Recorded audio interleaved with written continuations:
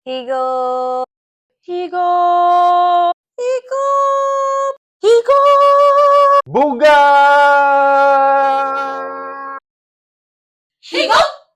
Paunawa, bago simulan ang programang ito, mahalagang kumonsulta muna sa inyong doktor o healthcare provider upang masiguro na ito ay ligtas at angkop sa inyong kondisyon.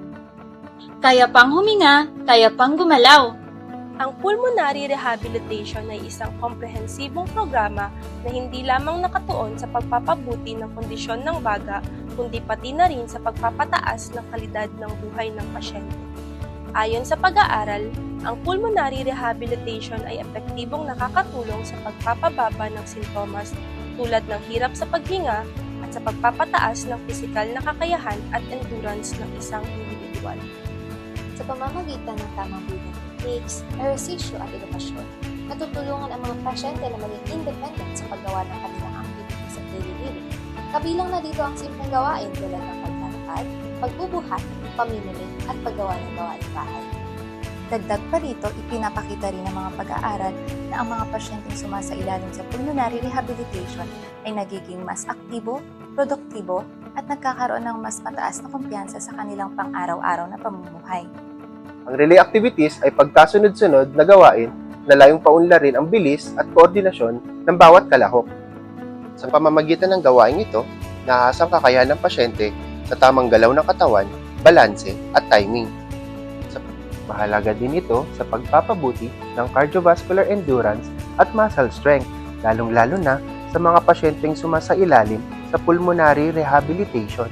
Tanong lang po, napapansin niyo ba na mas mabilis na kayong hingalin kahit sa simpleng gawain tulad ng paglalakad, pagtayo mula sa pag-upo o pag-akyat ng hagdan? Hindi kayo nag-iisa. Siya si Daddy Rico, isang COPD patient na kasalukuyang kabilang sa programa ng pulmonary rehabilitation dahil sa kanyang karamdaman na limitahan ang kanyang pang-araw-araw na aktibidad. Ang tandem walk ay ang paglalakad ng paa sa harap ng isa para mapabuti ang balanse. Magagamit ito sa araw-araw na buhay katulad na lang ng paglalakad sa pasilyo o koridor. Tandaan, huminga sa ilong ng 2 segundo at ilabas ang hangin na parang umiihip ng kandila sa loob ng 4 na segundo. Ang side-step ladder ay ehersisyo upang mapalakas ang ating lower limb muscles, balanse at mobility. Magagamit ito kapag tayo ay dadaan sa masisikip na lugar katulad ng convenience store. Tandaan, huminga muna sa ilong tapos ilabas ang hangin habang tayo ay naglalakad patagilid.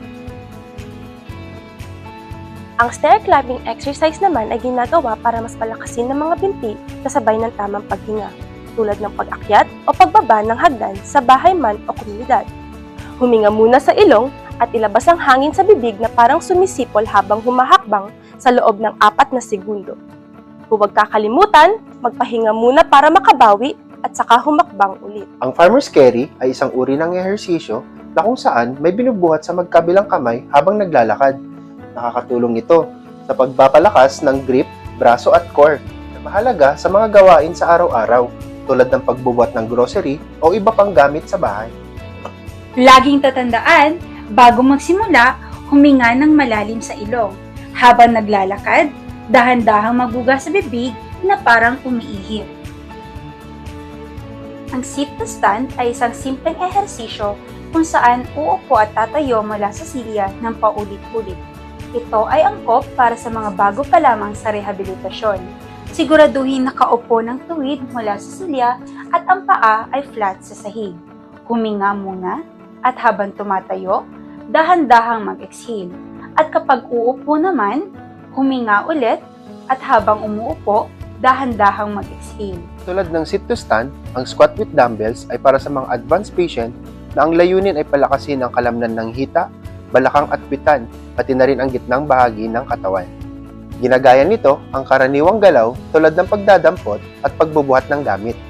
Habang nakatayo ng tuwid, huminga sa ilong, ilabas naman ang hangin sa bibig kapag kukunin o dadamputin ang gamit. Sa paglagay naman ng gamit sa itaas na parte ng cabinet o sa pag-load ng gamit sa sasakyan, huminga muna ng malalim at saka mag-exhale kapag ilalagay na. Ang supported squat press ay angkop para sa mga nagsisimula pa lamang ng pulmonary rehabilitation o yung may mga limitasyon sa galaw at gumagamit ng suporta tulad na lang ng upuan. Maaari rin ang tulad dito sa paglalagay o pagkuha ng gamit sa ilalim ng cabinet. Parang pag-upo at pagtayo habang may binubuhat. Huminga muna ng malalim sa ilong at ilabas ang hangin sa bibig habang umuupo. Gawin din ito sa pagdampot o pagkuha ng mga gamit. Tulad ni Daddy Rico, hindi niya hinayaang pigilan ng kanyang kondisyon ang pamumuhay ng buo. Sa kabila ng COPD, pinili niyang magpatuloy, kumilos at pahalagahan ng bawat araw. Hindi lang pagdagdag ng taon sa buhay, kundi pagdagdag ng buhay sa bawat taon. I know the story.